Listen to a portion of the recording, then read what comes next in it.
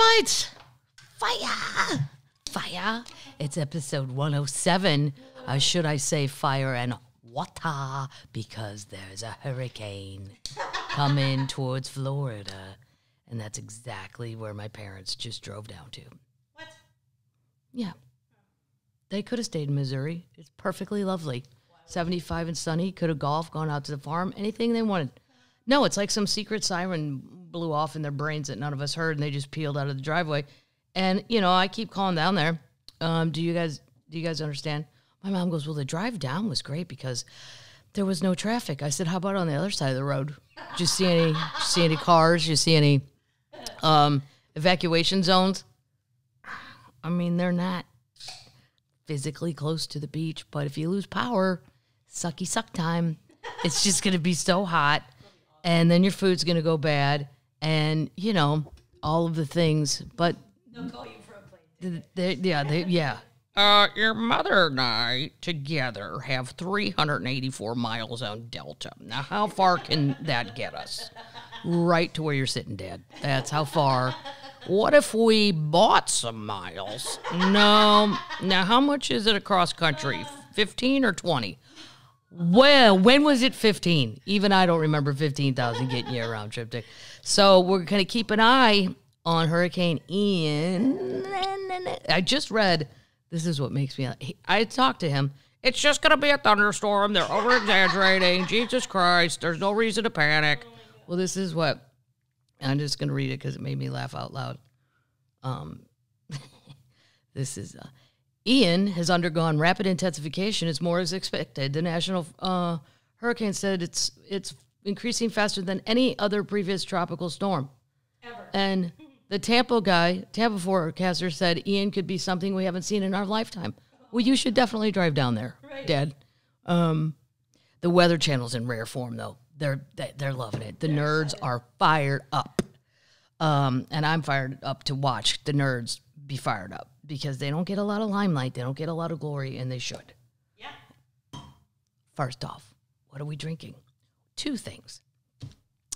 Asheville, I picked up this vodka, and I'm not usually a vodka drinker, but I like to have it for my friend Mark if he comes over. Mm-hmm. But it has a monkey on the front. I'm that lady. I know I'm that lady. It says, hands of enchanted monkeys, and only under the waning of a blue harvest moon. Just kidding. It's just vodka. Bah! They wrote that on the label. Then there's a picture of a monkey drinking out of a glass. Yeah. Fabled to be stardust, magically transfigured into clear spirit, this vodka is mischievously crafted by the monkey. It's called the Rare and Wiley Vodka. So, yeah, having a little bit of that. How is it? In the big, it's good. I mean, I'm not a big vodka person, really. I just did it because it's from Asheville, and I like the bottle. I love a screwdriver. A screwdriver, yeah. Just vodka. I don't really get it. That's not just vodka. No, it's vodka and soda. Oh, good. Yeah. Wow. Yeah, I went down and got a pint glass full of vodka. No, I don't know. I'm not a big white liquor person. Gin, no. And then my friend Bob in California, Bob sent me ranch dressing soda, and it says, y'all get your Fixins, and there's a picture of Lester's Fixins, and it's made in California somewhere. I can't read. Oh, no, that's where you get a nickel back if you take this back in Iowa. 10 cents in Michigan. Let's see. I bet Clark probably sent it. Yeah. Bob told him to. Oh. That is not good. I mean, I appreciate them sending it because, oh my God, and it's 170 calories. I could have 2 Mick Ultras for this. Yeah. What? This is ridiculous. Oh, no. Thank you, Clark. Thank you, Bob. Just a hard no. That is a super hard no. But I'm not one of the children that's that in love with ranch. I'll save it. I'll make the kids taste it when they come over. Because it's got a nice old school bottle top on it, so it's savable. Right. Fine. What are we going to taste today? I don't know. Well, in Knoxville, somebody brought me backstage. the original Ridgeway barbecue sauce. Cool.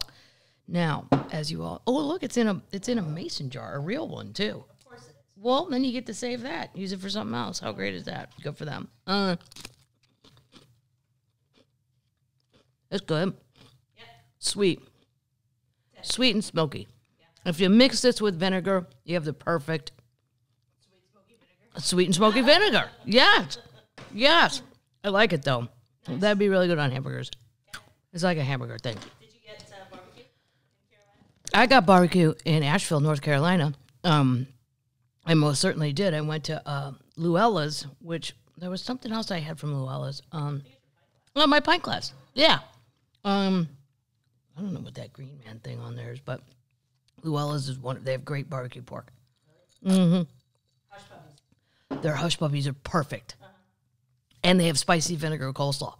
It's just a vinegar fest, the whole place. But since COVID, they took the sauces and they kind of put them, you have to ask for them now. I'd rather you just put them out and I'll mix and make my own sauces. It's like a little sauce bar, and it went away. And I think it was a COVID thing, but it was still wonderful. And it's a fun-looking place, too. They have flying pigs painted all over the wall. It's fun. Cheez-Its Grooves Cheddar Ranch. You know my feelings on this, but I'm going to try it. I say stick with what you got working. I like them. Cheddar Ranch. They're good. Okay. I'd probably still pick a real Cheez-It, but it'd be nice to have these around just to flip it up every now and then. Dump some barbecue sauce on it. No, but we can't have barbecue sauce on it. No, it cannot. Yeah.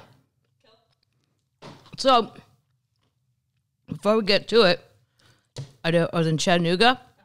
Pardon me, boys, at the Chattanooga choo-choo. I saw you went there. Was it fun? Yeah. I love Chattanooga. Yeah. I would pick there over Nashville to fly out of, but they don't have enough flights. So therefore, I picked Nashville. Nashville's great too, but Chattanooga just seems more like up and coming. Like I'm too old, but if I was young, I'd go to Chattanooga, especially if I didn't have to travel. Because who cares then? It's got beautiful lakes and mountains, and Knoxville was super fun because all of the shows were tons of people came. It was great. Knoxville game day, college game day, was all set up. And I'd never got to see it in person, so I went down there. And more importantly, if you see this blue dog right here, this is their mascot's name, Smokey, and it's a blue tick hound.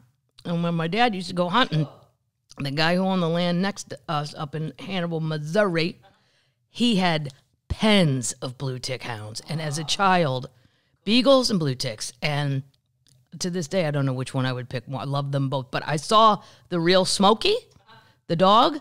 Great mascot, and then like random people just brought their own blue ticks. It was like a blue tick hound festival. And I gotta say about the Knoxville, the children, they were so polite, drunky, a little drunky, but not silly, not like drunk, no douchebags. One kid was on his phone, ran right into me. I'm so sorry, ma'am. I'm sorry. I'm like, that's right. It's Miss Kathleen to you.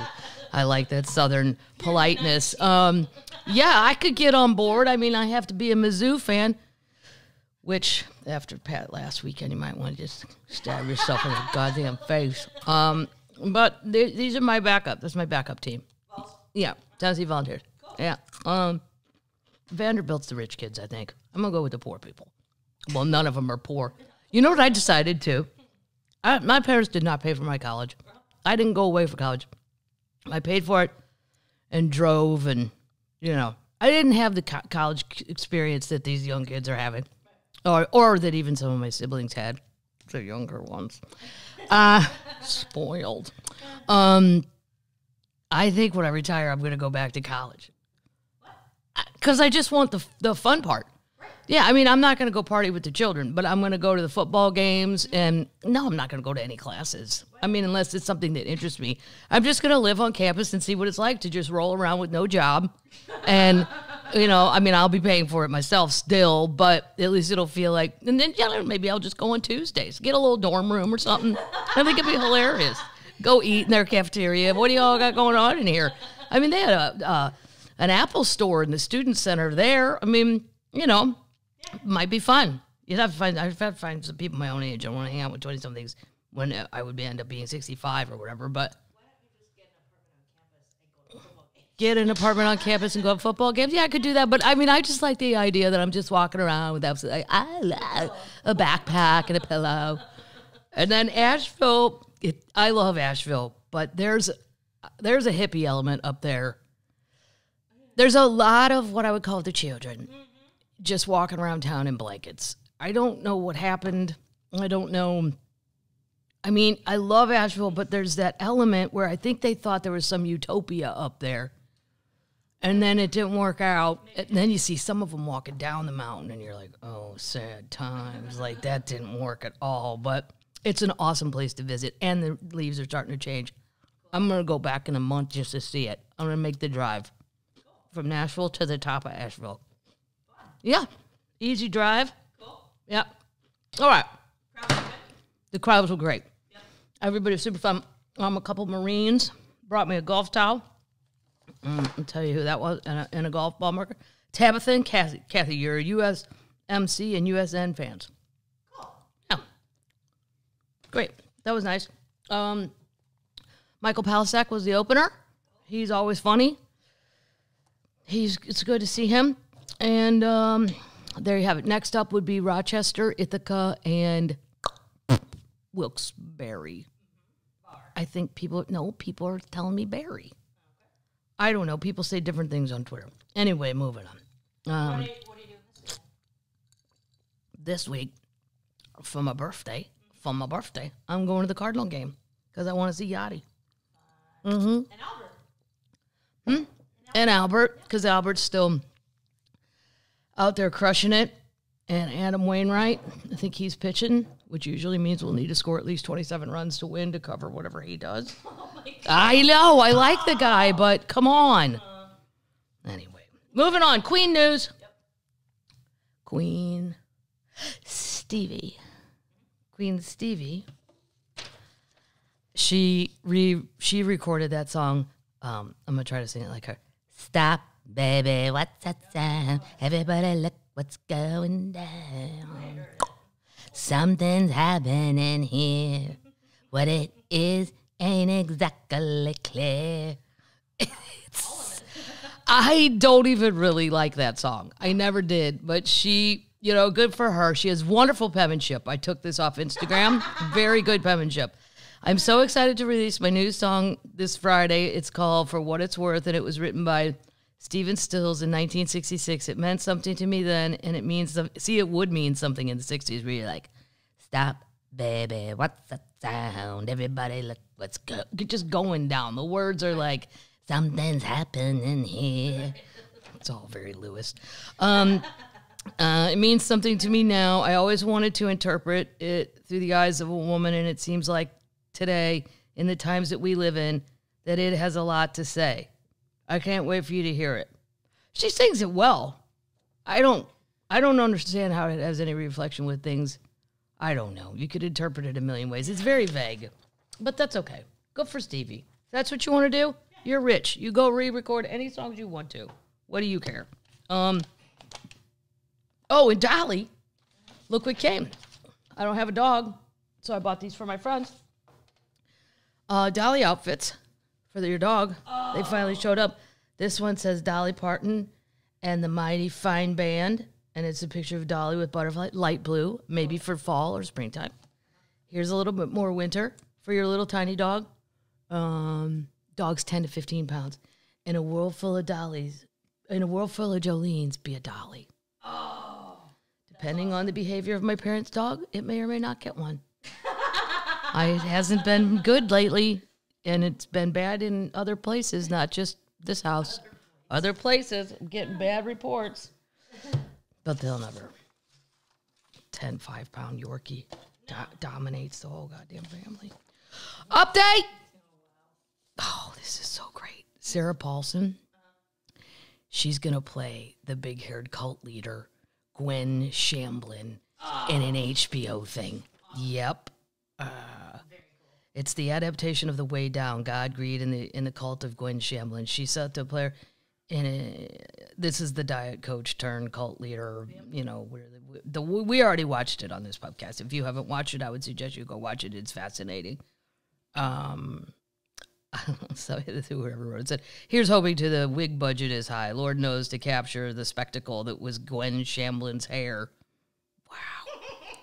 She's leaving behind the ride. Yep. So it's going to be on HBO. I don't know when, but great news. I love her. Update. You know who's not giving up on Bed Bath & Beyond? This podcast. Oh, no. How many other podcasts are on top of this? Huh? There's a picture of one here in New York. This is another thing. I feel the same way about Barnes & Noble. You go in there, and there's 14 people drinking coffee and 4 old people buying a book. How do you afford that real estate? This Bed Bath & Beyond is on a corner building in New York City. Come on, you're selling shit that says made as seen on TV. Well, they've announced where some of the stores are going to be closing. They've released a list of 56 stores. It plans to close as part of a broader restructuring to stabilize the home goods chain's struggling business. Here it is. You ready? Yep. Because if I say your place, you get your ass on down there because it's some big sales. Don't say you don't know about it. The targeted stores are spread across the country, and locations include locations at malls and shopping centers in Stamford, Connecticut. Yes, I've worked there. Paramus, New Jersey. Sunrise, Florida. Gurnee, Illinois. Schaumburg, Illinois, home of the old funny bone. And Farmington Hills, Michigan. And last but not least, Palmdale, California. Wow. So, now if I heard one around here was closing, you bet you I'd drive by every day. Yeah. Just for the big jump. When is it happening? When is it game on? When do I get 50 towels for the price of one? Update! Oh, this one makes me happy. And it shouldn't, because I shouldn't be a fan of violence. But, well, sometimes you people deserve it. Yeah, as my friend Kevin used to say in Denver, sometimes there's no time for a jury, baby. Whoa. Yeah. That's dark. Right, yeah. Well, he beat up a heckler. He was supposed to. It was his job. I think he really beat him up, though. Anyway, that's a different story for a different time. NXIVM cult leader. Do we remember our little friend Keith Raniere? He was beaten in prison by a fellow sex offender. He was attacked, and before he was wrongly punished for the incident, his attorney said in a lawsuit. He was in the dining hall of the U.S. Penitentiary Tucson in Arizona, so he's in Tucson. I'm going to be doing a show there. Maybe I'll put it myself on the visitors list. At 6:50 a.m. Oh, that is early. You'd get cold cock. 6:50, he's down there eating breakfast. He was assaulted by inmate Maurice Withers with a closed fist on Mr. Raniere's head and face. His lawyers wrote, the suit is not clear what led to the alleged assault or whether the inmate was aware that Raniere had been convicted on multiple charges of running a cult-like group that he kept women as virtual sex prisoners to service him. The organization called NXIVM was the subject of the HBO docuseries The Vow. If you didn't see it, go watch it. He suffered a black eye, swelling, nausea, and dizziness for almost a week after the attack. His requests for ice packs to treat the pain were allegedly denied. Wah, wah. You know what? This dude's totally deserved a punch in the face. Good for this man, whoever did it. Raniere was given a disciplinary ticket for fighting and placed in the prison special housing unit. Withers, who's accused of the attack, is serving 18 years for convictions linked to sex trafficking operations. There you go. So that's what's going on with little Keith in jail. Speaking of people who deserve it, update on our little traitor. The traitor that we're going to put it in the schno notes. He cut his hair like Hitler. No, I swear to God. He had a Hitler mustache. That's when you know you were a major fuck up, when you ruined a mustache. Like, Hitler ruined a style. Like, you can never have that mustache again. That's how evil you were, that you took, like, a hairstyle or even the hair where you would pat it down. This guy, though, yeah, he loved and he did the salutes and all that. Timothy Hale Cusinelli, an ex-Army reservist and U.S. Capitol rider, he said that January 6th was exhilarating and felt like Civil War, was sentenced. How can it be civil war? There's no one there against you except the poor cops. He was sentenced on Thursday to 4 years. Enjoy your time, little tiny Hitler. I dare you to walk around a prison with that bullshit. Yeah, you better hope your mustache can grow faster. The judge lambasted him for his sexist, racist, and anti-Semitic comments. He was convicted in May of all 5 charges he faced, including felony of obstructing an official proceeding. Told the judge he would never see my face again. I disrespected my uniform, he said. He asked for mercy. He was also sentenced to 3 years of supervised release and ordered to pay $2,000 in restitution. He said, the judge said, you guys knew absolutely what you were doing. It was wrong. You didn't give a shit. He said that it wasn't activism. It was his preamble to his civil war. Yeah, I mean, you walk around with this shit. How do you go into court like this? I mean, I don't know if this is a picture, a file photo of the guy, but yeah, good. That's another traitor down the path. Yeah. Yep, you sit there, you think about what you've done. Right.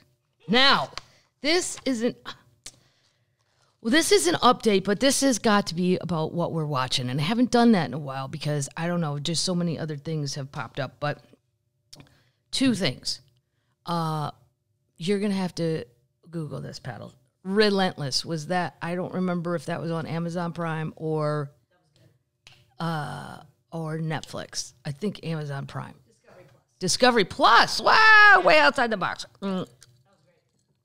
It's about a lady, an adult, like a 21-year-old, that goes missing in Hannibal, Missouri. Now, I have spent a lot of time in Hannibal, Missouri, and my brother still hunt up there. My dad, they go hunting. You can watch it now on Amazon, too. Oh, you can watch it on Amazon. Okay. Mm-hmm. Now, here's what's really strange. This 20-something goes missing. That sounds bad, right? But the parents are what I would call, I don't know what the word would be, but let's just say they're not terribly educated and they don't have a lot of money. But they've also done some things that probably they don't want to tell people about. So did the lady leave? Was she killed? Is she living in Peoria, Illinois, like some people have said, with another baby? You know, there's many, many things that could have happened to this woman because she was drinking and drugging, and the police were into the drinking too, when they were having sex with her, apparently. There's a lot going on in this show. But my favorite part is there's this very nice lady from Los Angeles that got involved in trying to figure out where did this girl go. It's part of a documentary, a crime documentary, whatever they would call it.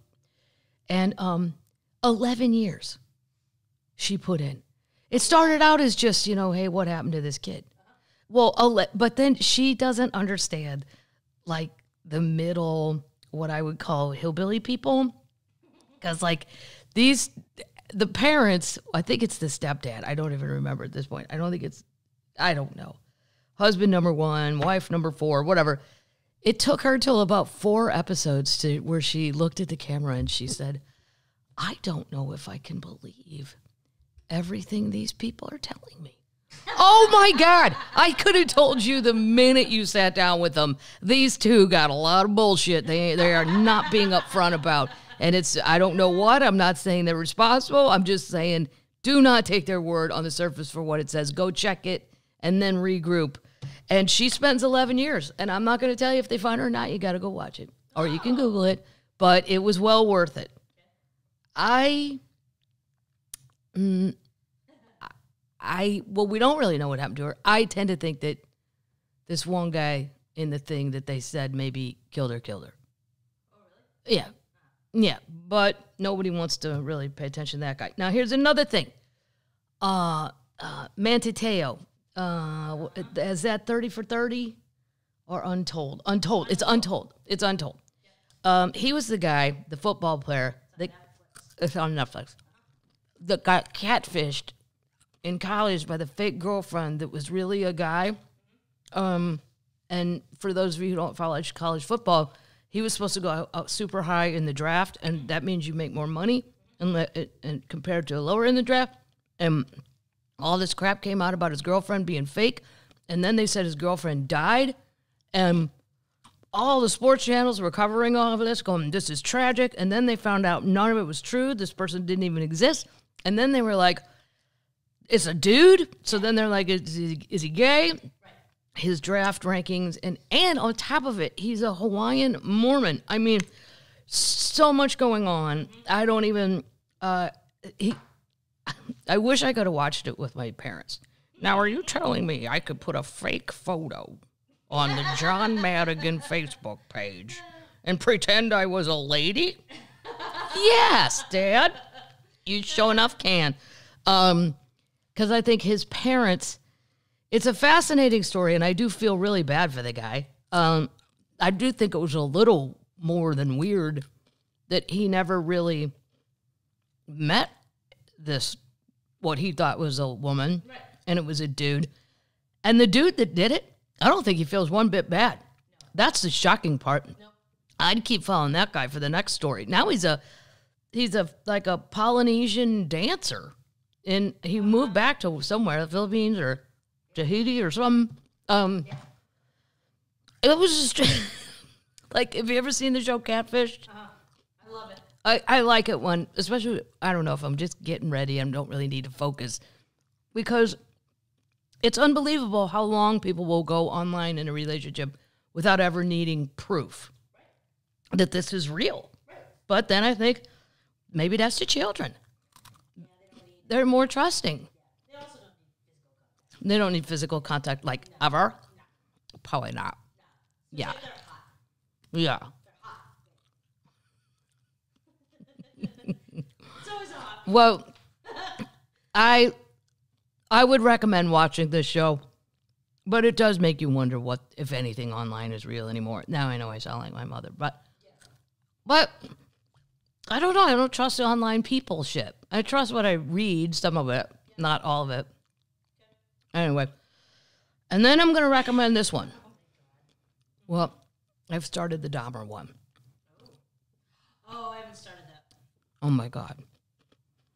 It's horrifying. I always said, because he has that nice Wisconsin accent, I'm the last lady to figure shit out. Always, right? I would have been the lady that when they caught Jeffrey Dahmer, I would have been the lady that worked with him at the chocolate factory and went, that can't be right. He's such a nice man. What? He did what? No, not Jeffrey. Because he did have this, the accent is very polite, like it's just Midwest sounding nice. He doesn't seem like a thug or anything. But I think the family's mad about the Jeffrey Dahmer thing, and they're being re-traumatized. I can see, what are we all watching this for? Now, for the children, they don't probably know the whole story, but I do. And then I feel like, am I just a voyeur? But I really don't know about his childhood.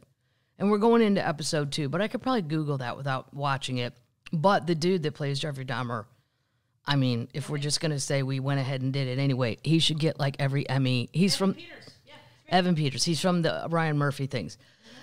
So I just started that, so I can't really give you a full review, except so far he's wonderful. But I did watch The House of Hammer. Oh. Now, here's the thing. I thought Armie Hammer, I thought 2 things. One, he's the son of Armand Hammer, or the grandson, or great-grandson of Armand Hammer. And I don't know why this is such a Vicky Madigan thing. I decided he was British. What? Yeah, I don't know why I thought. And the reason I thought he was British is because they would say movie star, and I'm like, I don't even know who this guy is. So then I just assumed, oh, he's British. And that's why I don't know. But I also don't watch a lot of movies that really, like movies. His family, but this is what happens when you get too much money too. Look at DuPont. Look at John DuPont. Yeah, go watch that movie Foxcatcher. Mm-hmm. I mean, I'm not saying you weren't crazy, but getting money didn't do that, but it certainly allows for it. And these Hammer people, I mean, he says he's a cannibal. He's tied people up, but then the women in the show, I don't understand sometimes why halfway through what they are saying, the police weren't called. Occasionally they are. Yeah. He got away with a lot of shit. when you watch it. And then and he's back in L.A. He ran away. I do remember reading articles that this rich guy, I just thought he was rich because his grandpa or great-grandpa, and he is of the Arm& Hammer family. Right. I saw an article that somebody saw him like bartending in the Caribbean somewhere. Well, that's all true. So he had a wife, too. While he was having all these affairs and tying people up and beating them and saying he's going to eat them, he had a wife and kids. She said his ex-wife spoke out after watching The House of Hammer. It was painful and heartbreaking. Yeah. She recounted the sexual abuse allegations made against her ex-husband, Army. Such a strange name. She was married to him for 10 years and has 2 kids with him. It was heartbreaking on so many levels to watch it. I did not plan on seeing it, but I did drop the kids off at school one day and came home and watched it with my support system around me. It was obviously heartbreaking on so many levels and painful. At the same time, it exists. The past is the past, and all we can do is take this moment to listen and learn and hopefully process and heal in every capacity. When asked if she was surprised by anything she saw, I definitely was surprised, but I think that's to be expected. She's not going to show her children. Good. No. It's a 3-part thing. God. Yeah. It details his alleged sexual abuse, plus claims that Hammer tracked a woman with his phone and referred to another as a slave. Alleged text messages from Hammer claimed that he once told a woman he enjoyed raping you on the floor, while a voice note allegedly featured Hammer telling a woman he wanted to tie her up with ropes and incapacitate her. What? Isn't he? He's just such a smoozer. You know, you could show up with flowers and candy. Oh my God. Nope. I'm showing up with ropes, and I'm going to incapacitate you. Wow. Yeah, I don't even know that it was worth 3 parts. No. This could have been. Well, they go into the family's history, and the men in the family were cray-cray. I'm not saying the women weren't, but they don't tell us about that. Right. They only tell us about the cray-cray men. So, there you go. If you want to watch it, I would have it on in the background. I don't think it was worth, a sit-down popcorn night. Put it that way. Okay, Grandma. It's good for a plane. I have my airplane things. It's good for a plane. All right, we're moving on to holy shit. They found it. Wow. Would you eat cheese that was 2,600 years old? No. Me neither. This halloumi cheese is around 20. They found it in a clay vessel in Egypt. They decorated with a Demotic script, an ancient Egyptian form of writing. As they found, they're digging up a whole other thing. They found blocks of white cheese dating back 2,600 years. According to Egypt Today, the cheese was unearthed during an excavation at the Saqqara necropolis. The site is especially significant. The Egyptian Ministry of Tourism and Antiquities said because it contains relics and tombs from several different eras, temples, including the 6th Pharaonic. I didn't know that was a word. Pharaonic dynasty. Many animal statues. Well, you could sell those on the side of the road. Let's get this stuff. Come on, let's move this and move some items here. The ancient cheese goes back to the 26th Egyptian dynasty, roughly between the year 664 and 524. Whoa. Yeah. Ooh, it was they identified it as halloumi, a traditional cheese made from a blend of goat, sheep, and occasionally cow milk. It's known for its squeaky texture, and it's similar to mozzarella. It can be eaten raw, but it's also a high melting point, means it's perfect for grilling or frying, and it can be substituted for meat in a dish. Oh, I'm going to try this now. How do you get a hold of this? Modern halloumi. It's typically made with entire cow's milk due to its widespread availability and low cost. Oh, good. It fits right in my bailiwick. A little redneck cheap cheese. It was incredibly popular in Eastern Mediterranean cultures. Yeah. I don't think, would you eat? I mean, you got to throw it out, right? Yes. I don't know. Alongside the ancient cheese, researchers also found traces of bacteria they believe which would have caused brucellosis, an infectious disease brought on by consuming unpasteurized dairy products. The symptoms include fever, sweating, may all similar to the flu. The disease exists today, but the ancient bacteria found in the tomb marks the oldest known occurrence of the illness. Gross. Huh? Yeah, well, they all can't be feel-good stories, Paddles. Sometimes you just got to know things. You got to know. Now, we all learned something here today. We're going to get halloumi cheese. I'm going right up to Publix. Yeah. Holy shit, they found it. Yep. 7,000-year-old structure near Prague is older than Stonehenge and the Egyptian pyramids. Whoa! What? What's going on over there, Prague? Archaeologists digging near Prague have discovered the remains of a Stone Age structure that's older than Stonehenge and even the pyramids, and a complex known as a roundel. Never heard of a roundel. I've heard of a roundabout. They put one in a small town in Missouri, a roundabout. Holy shit, did that cause chaos. They had to put on the front of the newspaper, the local town paper, like 5 days in a row, how to use it. Old people, full stop. What the fuck is going on? Why is there a circle? What? What? What happened to my stoplights? What? Yeah, they still can't do it right. Nearly 7,000 years ago, during the late Neolithic or New Stone Age, a local farming community may have gathered in this circular building, but although its true purpose is unknown. They always guess, with crazy shit. Well, maybe this is where they gathered. Maybe it was for weddings. Maybe some jackstraw just felt like making a round tower. It sounds like a round, I don't know if it's a tower. The roundel is large. It's about 180 feet in diameter, or about as long as the Leaning Tower of Pisa is tall. Radio Prague International reported, and while it's too early to say anything about the people building this roundel, it's clear that they were part of the stroked pottery culture, which flourished between 49,000 BC and 4,400 BC. Yeah. They found it. They found another one too, when they were digging around for pipelines and crap. Yeah, I mean, somebody needs to go figure out. Now you found it.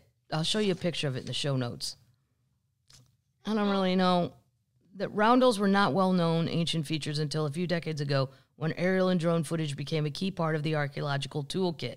But now archaeologists know that roundels are the oldest evidence of architecture in the whole of Europe. Well, I've been to Europe a lot of times, and I've never had anybody tell me to go see a roundel. No. Beehives in Ireland, those are round. Not real. They're not for bees. They just look like beehives, and they were for the tiniest people. That's everything. I walk in there, and I go, finally, shit, that's my height. This place is wonderful. The inner part of each roundel was likely lined with wooden poles, perhaps mud plastering. Hundreds of these circular earthworks have been found throughout Central Europe, but they all date to the span of just 2 or 3 centuries. While their popularity in the late Neolithic is clear, their function is still in question. So, I don't know. We'll get an update when we find out somebody's got to figure out what were the hell were these for? Oh my gosh, considering over 1/4 of all roundels found to date are located in the Czech Republic, future research similar to the evacuation at Vinar may help solve the mystery. What was going on in Czechoslovakia? Or was it Czech or Slovakia? No, they're divided. Sometimes when I can't fall asleep at night, I think they took a country's name, Czechoslovakia, and instead of being created, they just went, you're Czech and you're Slovakia. Right. So then I do it with states of the United States. You're Ark and you're Anzus. It's so stupid. You're Miss and you're Uri. You're In and you're Diana. What? Oh my God, it never stops. And you can divide them many, many ways. It's just something to put yourself to sleep. I'm going to save this one for next week. This one. That's a holy shit, they found it. It's a good one, but I'm going to save it. I'm moving on to news because this is important. Okay. How many people out there want a free Yeti cooler? Me. That's right, Battles. I love a Yeti too. And you know what? As a Libra, the hardest thing to do? Pick the color. Oh, fuck. Yeah. And then every year they come out with, now they saw an orange one, some lady, because here's what's happening. Thousands of Yeti coolers are washing up on the Alaskan shoreline. What?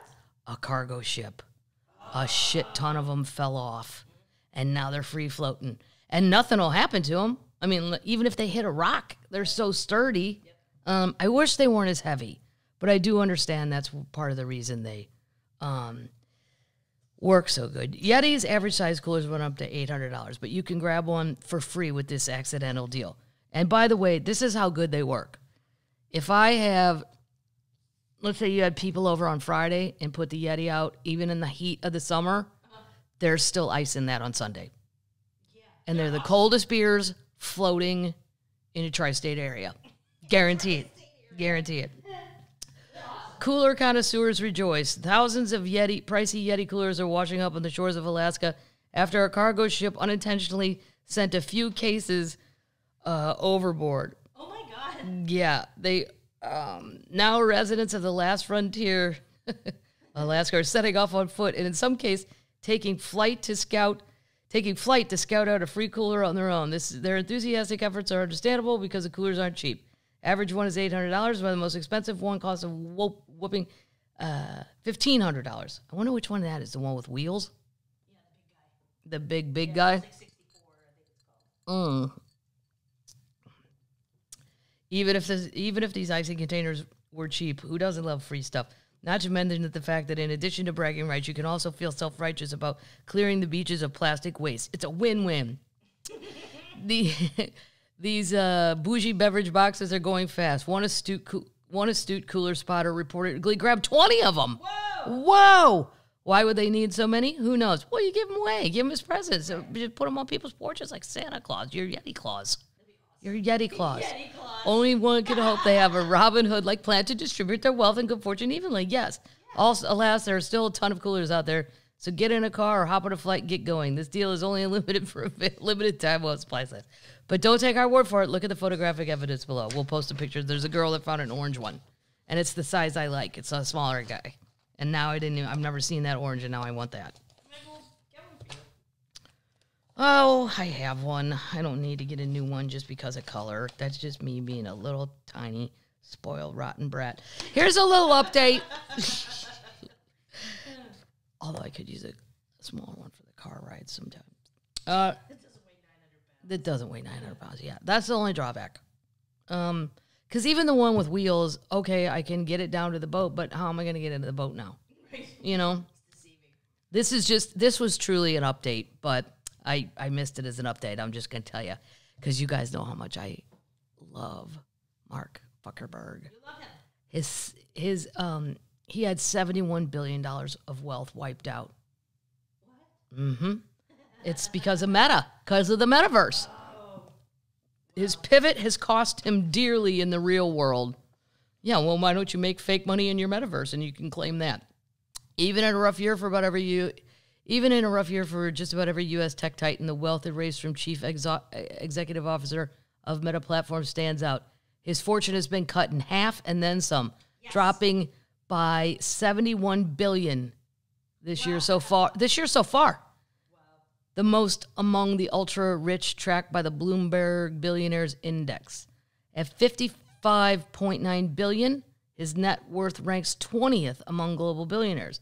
His lowest spot since 2014, and behind 3 Waltons and 2 members of the Koch family. Koch, I never know how to say it. It was less than 2 years ago. He was worth $106 billion. Yeah. Well, the metaverse is stupid. Yeah. You want people like me. That's who you're trying to get. You don't want the tech-savvy people already. They're already going to do that stuff. Right. Trying to get me. You won't do it. No. Nope. Well, I won't do it because I don't like them. But let's say I liked him. I still wouldn't go. It's terrible.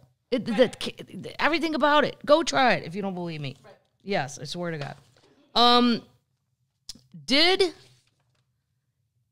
Nostradamus predict the Queen's death? Yes. He sure enough did. Mm-hmm. Tell you what, though. When you read all the things he's predicted, I would not want to have hung out with that guy. He is a buzzkill because he never predicts anything positive. It's all negative shit. And I know he didn't have control over it or whatever, but I'll just read you some. Book sales about the astrologer Nostradamus have soared since the Queen died, as the people have suggested that the French prophet predicted her death more than 450 years ago. He'd previously been hailed for predicting the Great Fire of London, Hitler's rise to power, and the wars that hit Europe. Whoa. Since her death, the sales, they already said that. I don't know why they said that again. In the week prior, the book just sold. Well, I don't care about anything. Within the book, that was first published in 2006.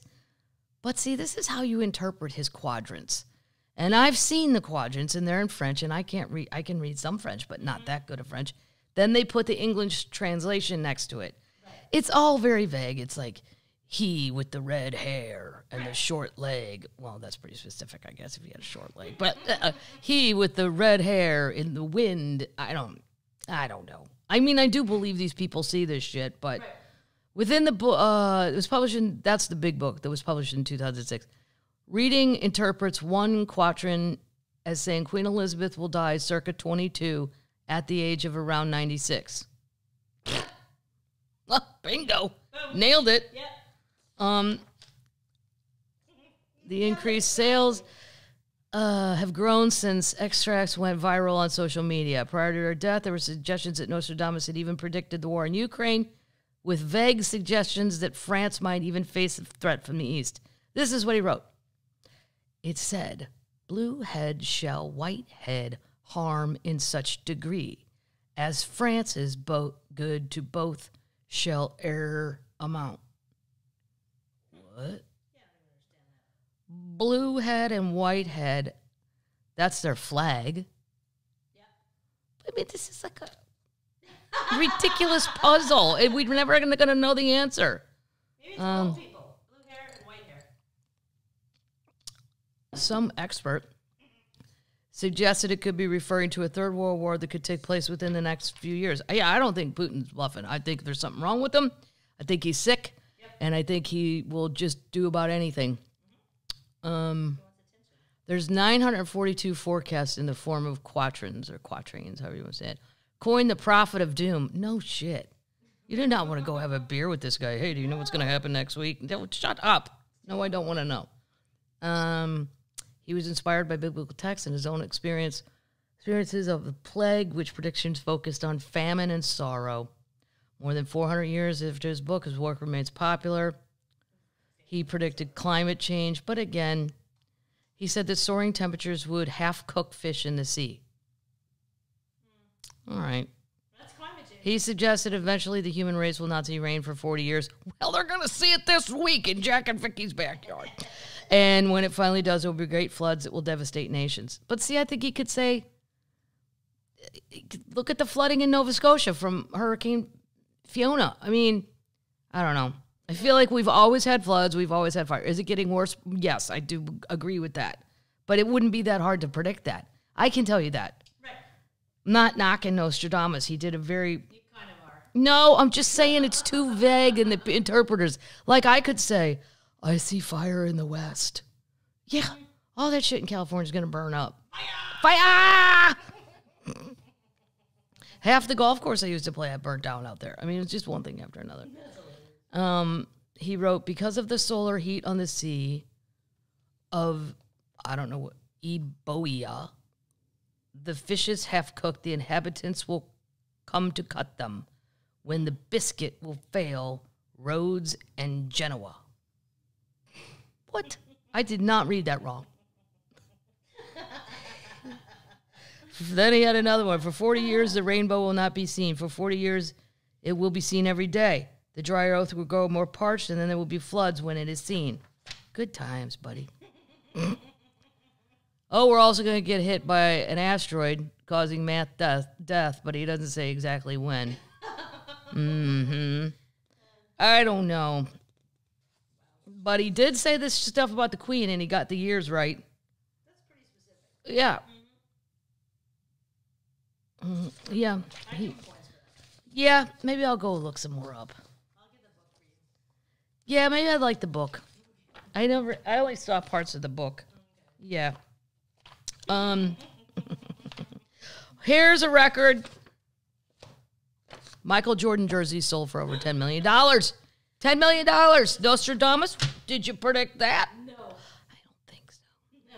A jersey worn by Michael Jordan, legend Michael Jordan, sold for $10.1 million, becoming the most expensive piece of game-worn sports memorabilia ever bought at an auction. It was sold Thursday at Sotheby's Invictus as a two-part auction of sports artifacts. The bright red shirt with the words Bulls 33 amassed 20 bids. He wore the jersey during Game 1 of the 1998 NBA Finals. His team, the Bulls, would go on to defeat the Utah Jazz. The season is widely known as Jordan's last dance because it concluded a historic run of win for the Bulls in the 90s, which included 6 NBC. We know all that if you know that. Although a 1952 Topps Mickey Mantle card still holds the title for generally the most valuable piece of sports memorabilia sold at an auction, not wearable. That was with the price tag of $12 million. The jersey is also considered the most valuable Jordan-related item ever sold at an auction. In 2021, a pair of sneakers he wore. I don't want the shirt or the sneakers. I don't want clothes. No. And sweaty clothes. What do you want? Yeah, and you... Nah, nothing. Maybe a baseball card. Okay. If it was a Cardinal. Okay. Nah, I don't know what I would do with it. His shoes sold for $1.5 million. Somebody bought a pair of stinky-ass tennis shoes. That's ridiculous. Yeah, well, they're Michael's. I get it, but nope. No, thank you. No. Where are we going with this? Okay, this is a big story. Speaking of the Queen. The dead Queen. Did Camilla and Charles have a love child? What?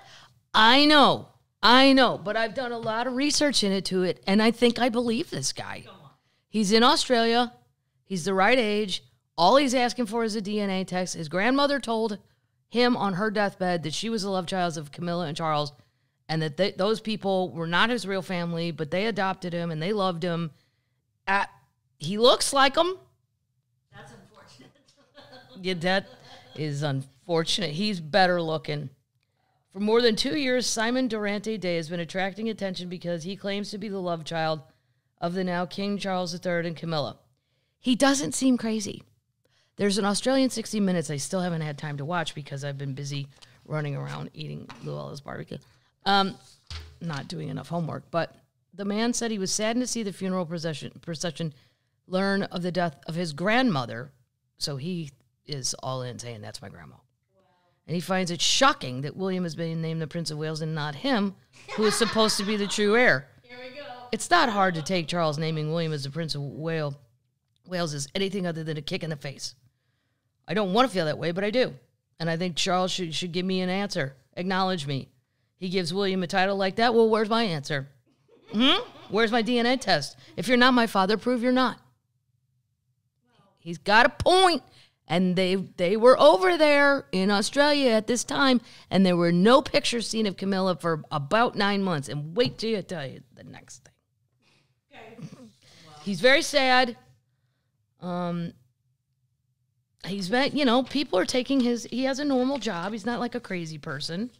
He sounds nuts. No, he doesn't sound nuts. I'm going to have to go get more of the story. Yeah, you are. Well, now they have pictures of Camilla's baby bump could prove of the alleged love child. Baby bump. Baby bump, Yeah. Yeah. That doesn't mean come on. Simon Durante Day claims he's the love child and has a new photo, has emerged of the Queen consort, that's Camilla now, which would add validity to his claims. The photo taken on April 12, 1966, shows a baby bump on Camilla and has caused a stir with those that believe the Australian's claims. I think it's very telling that Camilla was out of the social scene for so many months leading up to my birth. And then the first photo of her in so long, she has a slight bump. But this is another very big piece in a jigsaw puzzle which is coming together for me.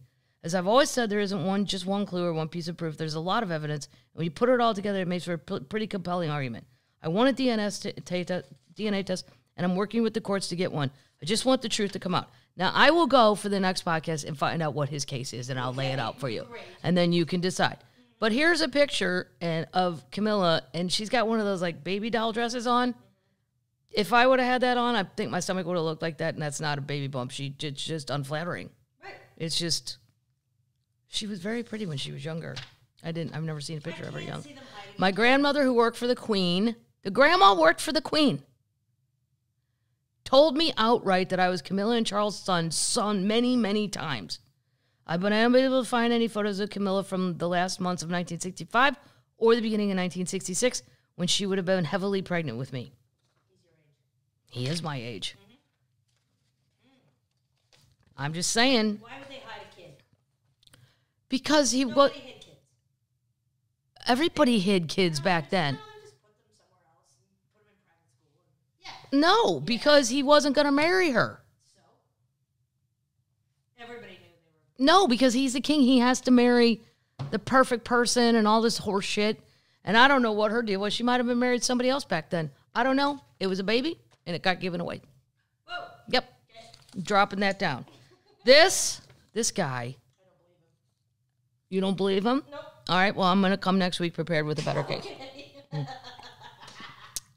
I think it's totally possible. Oh, whatever. Everybody know about Beyond Meat? Yep. The company? Beyond Meat. Well, the COO. It's vegan meat. It's vegan meat. Yeah, it's not meat.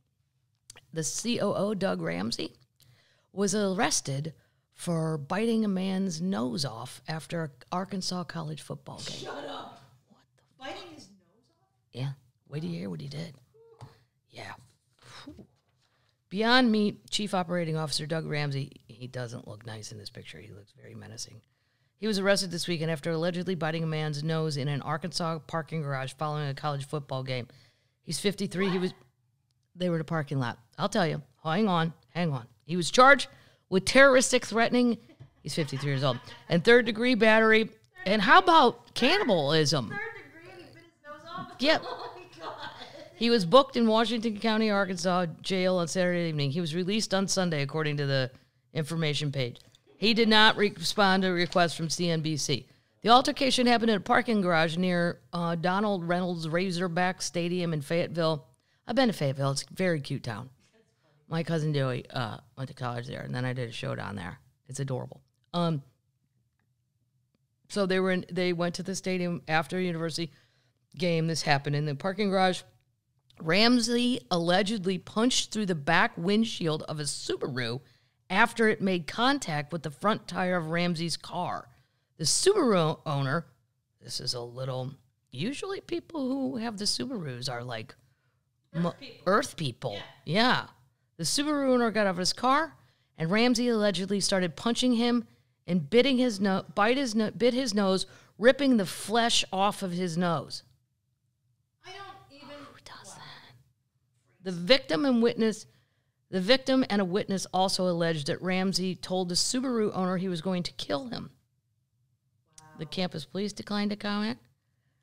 He's been the chief operating officer since December. The food company has been facing skepticism from investors over disappointing sales, operating challenges, and its long-term growth prospects. The stock has fallen 73% this year. Oh. Yeah. Dragging its market cap down to $1 billion. Just 3 years ago, the company was at $13 billion. Jeez. He spent 3 decades at Tyson Foods, this guy Ramsey, overseeing its poultry and McDonald's businesses. Tyson, yeah, we don't know. Wow. That's crazy. Yeah, like that is beyond the pale of road rage. Yes. I mean, people shoot each other, but like to get so close up to somebody and just go, just take their nose off. That's ridiculous. Their nose. Third degree. Well, he is a vegan. Maybe he's not. He spit it out. Is that, yeah. I mean, you're eating an animal. I'm an animal. You're damn right I'm an animal. All right, we're going to learn 2 things. I don't really have a feel-good story, so these are important things to know for your life before we go. Ready? Okay. Now, during thunderstorms, all I remember my mom would ever say was, hang up the phone! She was terrified of the telephone during the thunderstorm, and I never even asked why. I just pictured the electricity coming through the cord, and then the phone would go, and then I would die. That's what I thought would happen. I never asked because I knew it was going to be some scientific explanation I don't give a shit about. Sure. Just tell me the phone will blow up, and I got you. I believe you. I got you. Well, here's why you shouldn't shower during a thunderstorm. I did not know this. I had no idea. Trees begin to sway, the sky darkens. This is all going to happen to my parents on Wednesday. And suddenly you hear the distant sound of thunder. That's your cue that potential danger is on the way. In fact, it's likely within 10 miles of you, according to the National Weather Service.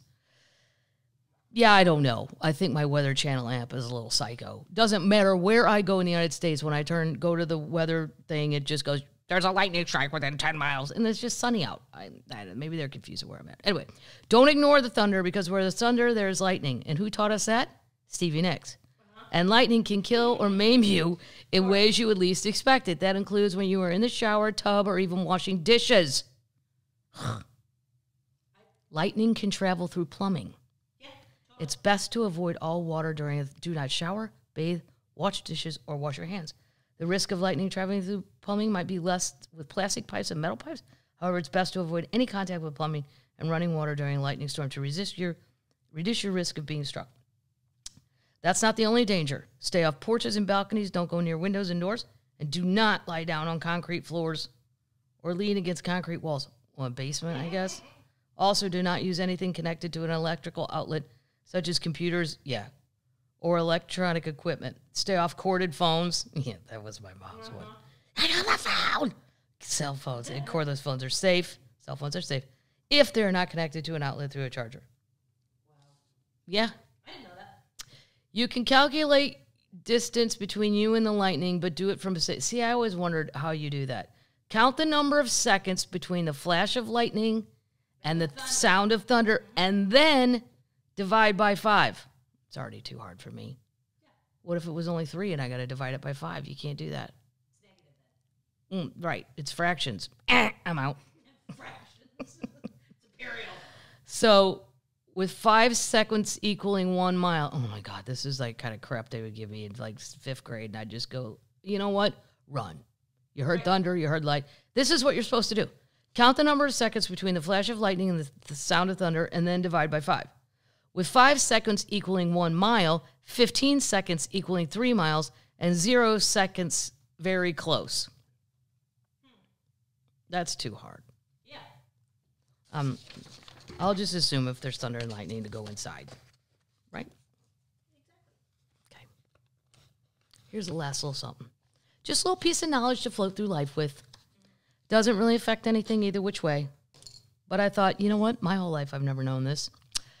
What do the M and M on M&M stand for? I have no idea. Well, I knew one was for Mars, because Mars candy. And I want to do those people. That family's very elusive. Really? Yes, and they lay low, and they got zillions. I want to find out what their thing is. We'll do it. Next webcast. Maybe they don't do anything interesting. Maybe they're just very boring, nice people. Sweet lovers are to think about what the initials mean. The multicolored shelled chocolate treats have tiny M's printed on the top. And in my mind, I used to pretend it was from Madigan. M&M's are owned by Mars Inc., so you'd be thinking correct if you'd be thinking that's what one of the M's stands for. What about the second M? This is the name of a man called Bruce Murray, who helped develop the iconic candy-coated chocolate pieces with Mars. After a fallout with his father, Frank Mars, in 1932, Forrest Mars went to England to start manufacturing Mars bars. During his time, he noticed people eating small chocolate buttons with a hard sugar shell coating to prevent it from melting. The idea had been reportedly popular with soldiers in the Spanish Civil War who wanted to carry chocolates and warm clients without it melting. Forrest began to get interested in the idea of developing his own product, which could be transported in high temperatures. Then this would later be reflected in the future M&M's slogan, melts in your mouth, not in your hand. Yeah. Mars approached Bruce Murray, who was the son of Hershey's chocolate president William F.R. Murray, with the idea, and he was impressed. In 1940, M&M Ltd. was born and hit the shelves in 1941 and came to the UK in the 80s. They didn't have M&Ms till the 80s. I didn't know that. Is that true? Do we have any termites over there? So there you have it. We have Forrest Mars and Bruce Murray to thank for the delicious snack. If you're wondering who all the M&M characters are, we revealed their names. What? Oh, the characters. Yeah, the dancing M&Ms. I don't care. Well, there's a little something for you, termites. All right. Your fall termites, it seems like it's finally switched to fall. We have Another update? Yeah, Pubcast. Oh, this is a serious update. Yeah. Serious. It's a fun update. And I hope this isn't cramp anybody's style. The Pubcast is going to be moving to coming out on Wednesdays. Every Wednesday. And I'm never going to change it again. But with the touring schedule and not getting back sometimes till Monday, it's very hard to get it all ready for Tuesday because I don't like to do it on the road because it's too hard. It's just I would miss Smokey and Bucky and Fredbird And me. and you. Yeah, I can't do this by myself on the road. Wednesdays. Yeah, it'll just be give me an extra day because I'm usually off on Monday and Tuesday. But sometimes Monday's a travel day. Wah, wah, wah. So much crying, so much whining. So there you have it. So I hope that suits everybody's schedule. Wednesdays, whenever the boys edit it, and then they pop it up. I don't know. Usually try to get it out in the early morning. Yeah. That's the goal. Sometimes we do not hit the goal. Nope. But remember, when you start to bitch, it's free. How many free things are there in life? Truly free. Not many. Not many. If you want it to be free, you almost got to steal it. What else are you doing this weekend? I'm gonna go to my cousin Mary's house. Nice. Yeah. My friend Brian is gonna get fancy golf. Nice. I hope. I told him to. Well, I didn't tell him to. I asked him to. I asked him to call this one secret country club that I've never got to play. Whoa. Yeah. And it's birthday golf should be different than what you're used to. Yeah. That's about it. I'm going to go fishing. You're going to go Elton John. Oh, Elton John, yeah. Sunday. Mm-hmm. Yeah. I've never seen him. I used to have a disco in my room when I was a child. My side of the room was a disco. My sister's side was not. And Elton John would be featured as Welcome to the Disco, and I'd have your song playing. I would charge people money to get in my room. No, I'm serious. Yeah, I had disco lights, I had lava lamps, and I'm like, welcome to the evening. And my mom and dad would come, and they would slow dance to Daniel. And I'd be like, okay, we're going to heat things up. And then, boom, Stevie Wonder, Sir Duke. I had a great, I was a great little DJ for age 10. I was really on top. I had a lot of albums. Mm-hmm. That's what I would do instead of pay attention in science. I would do my playlist in my head for the disco. It's because how can I keep people entertained? Right? It's got to be a slow song. Welcome me up, get them in. I had candy and stuff. Yeah, great. Want an M&M? So I've never seen Elton John in my whole life, and this is it. He's quitting. Wow. I did see a funny meme of Elton John. It said, currently the oldest queen in England now. I'm sure he would appreciate that. I've never got to see him, so I did it. Pulled the trigger, spent too much money on tickets, but what are you going to do? I really believe him when he say he's retiring. Yeah, he's tired. Yeah, you can tell he's tight. Mm-hmm. Yeah, even when he walks, it just looks like an effort. And I think he's like 75. Wow. And those people are on stage for like 2 hours playing music. I mean, I just stand there and tell jokes for an hour and 20. Mm-hmm. It's just talking. Yeah. That is a whole different animal. Maybe so, a sequin jacket. And it's at a stadium. It's at Nissan Stadium in Nashville. But I don't know. I think they'll have enough big screens. It'll be fine. Yeah, I wish it was in a smaller venue, but what are you going to do? Yeah. I trust him more than I trust Barbra Streisand, as far as she said she was retiring, and then she just popped right back out again. Right. Elton, I believe it. And if not, oh well, I'll have wasted some money and hopefully just have a fun Sunday night. Exactly. Good drinks. Yeah, drinks.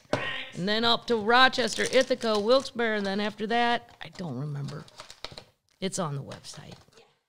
Yeah. Go get yourself some Cool Ranch. Try them, the grooves. I'm voting yes on the Cheez-It grooves. And I don't usually like when the Cheez-Its go off the Cheez-It trail. All right, that's it, termites. Your fall termites now. Get your hoodies out. Yeah. Yep. Football is on the move. Oh. Giselle was supposed to come to the game, and I don't know if she did. And Tommy played so bad. It's embarrassing. What the fuck is the matter with you, Tom? Come on. You're better than this. You're better than that super hot model. What do you give a shit about some Brazilian model? There's models here. Let's find a girl for you. He's sad. He's mad. And he's sad, I guess. I don't know. He's mad. He threw 2 tablets and broke them. What are you, 5? Stop breaking shit. I don't care if you're a multimillionaire. Somebody's got to go get that again now. Somebody's got to go, God damn it. What did he break? And then somebody has to go fetch it. And it's not nice to other people. Did you bench him? I didn't not bench him. No, because I had Justin Herbert and he's hurt. Yeah. So I had to play Tom. And he played terribly. And I lost this week. You doing okay? I lost my game. Yeah, I'm still in 3rd place. It's great. Yeah. All right, termites. That's enough of my football chatter. There's the cutest mascot of all time, Smokey. Blue, but I love a hound. Anything in the hound group, I'm all in. I know. He does look a little purple. He's probably made in Shinwak. He's probably made in China. Yeah. It doesn't really say. For that reason. And He's not licensed. Somebody, it was probably on a conveyor belt. And they're like, that's not blue. Who gives a shit? It's a stuffed, stupid dog. Totally. It's adorable, though. He's cute. All right, termites. Go be yourself, fall termites. I will see you out on the road. Wherever I'm going. I know where I'm going the week next week, but I don't know where I'm going after that. I forgot. But it's on my website. All right. Hang on. Rochester, Ithaca, Wilkes-Barre. I said Rochester, Ithaca, Wilkes-Barre. Fort Collins. Oh, Fort Collins. That's right. Heading out west. And Colorado Springs. Grand Rapids. Grand Rapids has such good beer. Royal Oak, Detroit. Boom. 2 shows. First one is sold out, way sold out. But the second one has seats. Yep. Unless I checked. I haven't checked in a while. Yeah, that's enough for now. The termites can go on the website. All right. That's it. Night-night, termites.